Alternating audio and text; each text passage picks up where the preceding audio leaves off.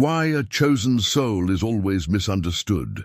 Aldous Huxley explained, there is a loneliness that cannot be cured by company, a silence that screams louder than any crowd, a pain that no one sees, because it lives in the place where your calling meets the world's incomprehension. Aldous Huxley once wrote that the most valuable people in any civilization are those who live slightly out of sync with their time. Not rebels without purpose, not outcasts by accident, but souls who carry a frequency the world isn't ready to hear. If you've ever felt like you don't belong, if your thoughts go deeper than the conversations around you, if your purpose feels heavy, isolating, sacred, and utterly alone, then this message is for you. Because you are not broken, you are chosen, and that is exactly why you are misunderstood. Let me take you somewhere real. Picture this. You're sitting in a room full of people. The laughter is loud, the conversation light. They're talking about things that matter to them. Weekend plans, recent purchases, celebrity gossip, the surface of life. And you're there, nodding, smiling, playing the part. But inside there's a canyon, a vast, widening space between what they see and what you feel. Because while they're discussing the trivial, you're wrestling with the eternal. While they're entertained by distractions, you're haunted by questions. Why am I here? What is my purpose? What does God want from me? And in that moment, you realize something devastating. You are utterly, completely, unbearably alone. Not because you're superior, not because you judge them, but because your soul operates on a wavelength they cannot hear.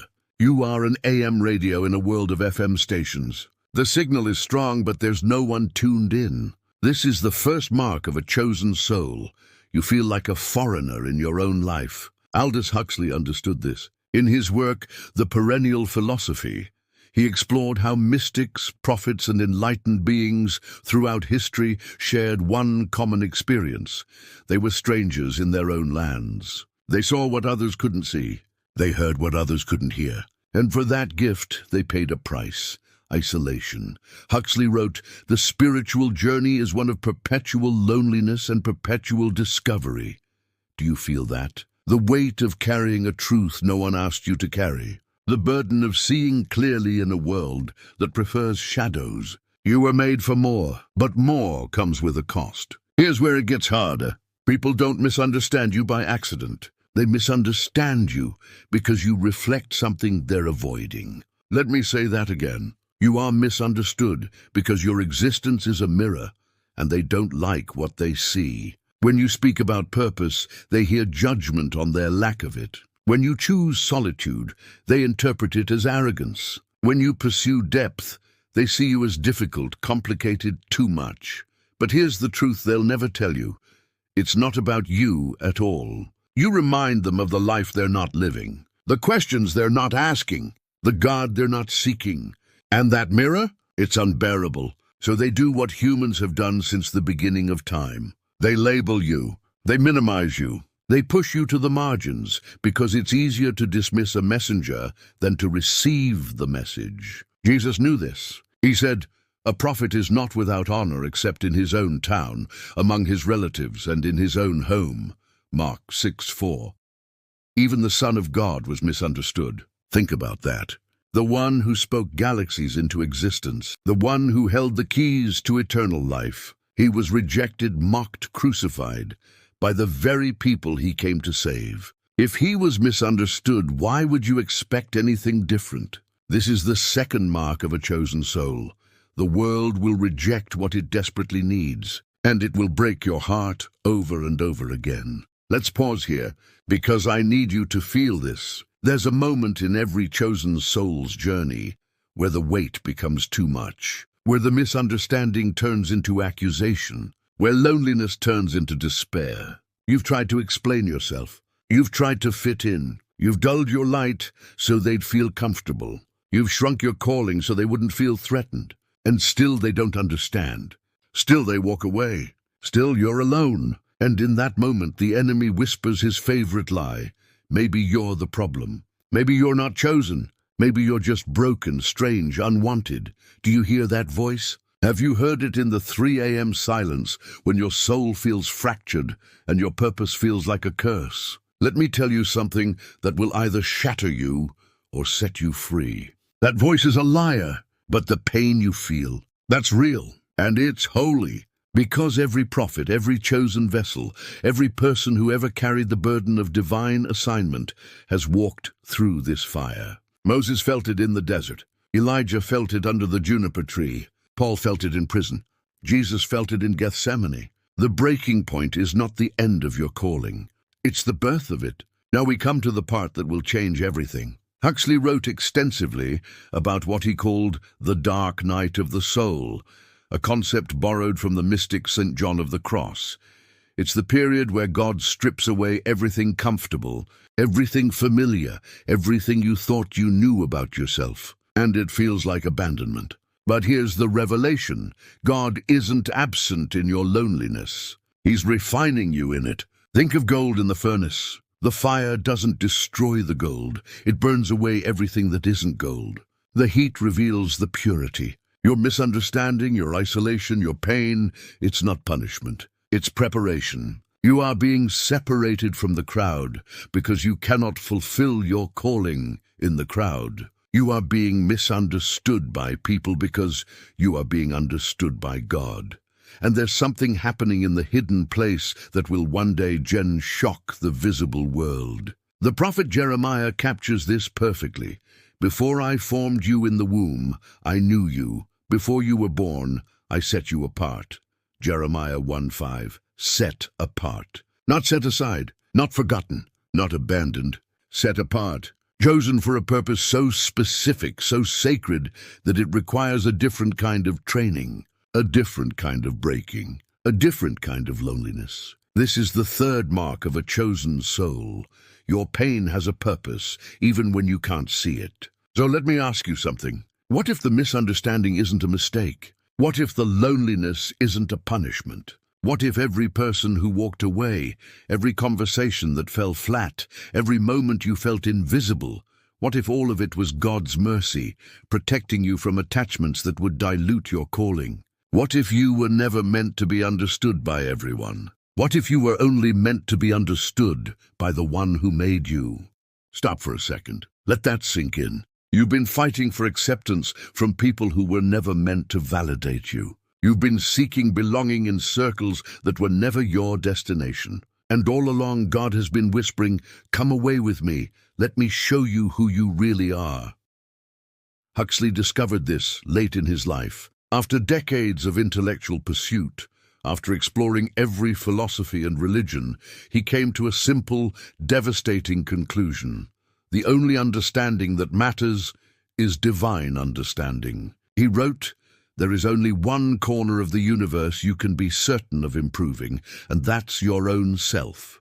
Not their opinion of you, not their interpretation of you, your own soul standing before God, refined and unashamed." This is where freedom begins. Let's talk about what happens next. Because once you accept that misunderstanding is part of the assignment, everything changes. You stop performing. You stop explaining. You stop shrinking. You start walking in the authority of your calling, regardless of who applauds or who attacks. You start speaking truth, even when your voice shakes. You start creating, building, loving, serving, not for recognition, but for obedience. And here's what's wild.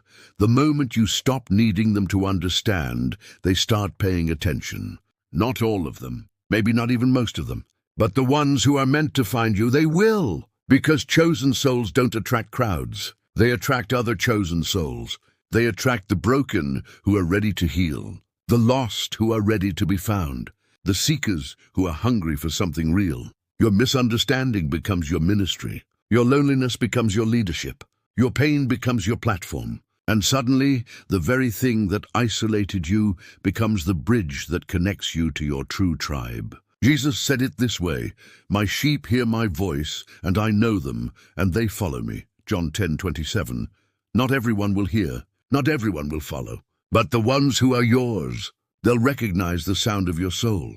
And now, let me give you the hope you've been waiting for. There is a day coming, maybe soon, maybe later, but it is coming, when you will look back on this season of misunderstanding and you will weep with gratitude, because you'll see what God was doing all along. Every closed door was protection. Every rejection was redirection. Every lonely night was a conversation with the divine that shaped you into someone unshakable. You will meet people whose lives are transformed because you stayed faithful in the furnace. You will see fruit from seeds you planted in tears. You will witness miracles born from your obedience in obscurity.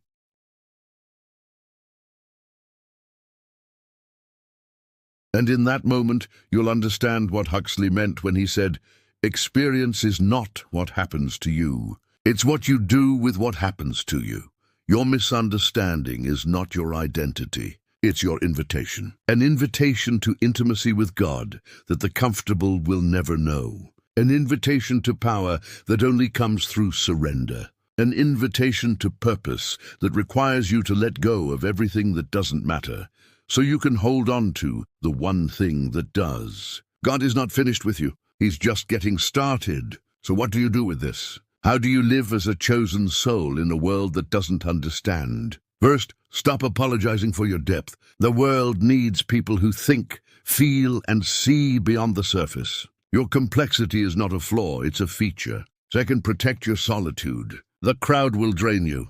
Silence will refill you. Spend time with God before you spend time explaining yourself to people. Third, trust the process. Every misunderstood prophet in history had a moment where they doubted the call. Don't interpret resistance as rejection from God. It's confirmation you're on the right path. Fourth, speak anyway, even if your voice shakes, even if no one claps. The message isn't for applause, it's for obedience. And finally, remember who assigned you. People didn't choose you. Circumstances didn't choose you. God chose you, and what He begins, He completes. Let me leave you with this. If you felt every word of this message in your bones, you're not alone. You're not crazy.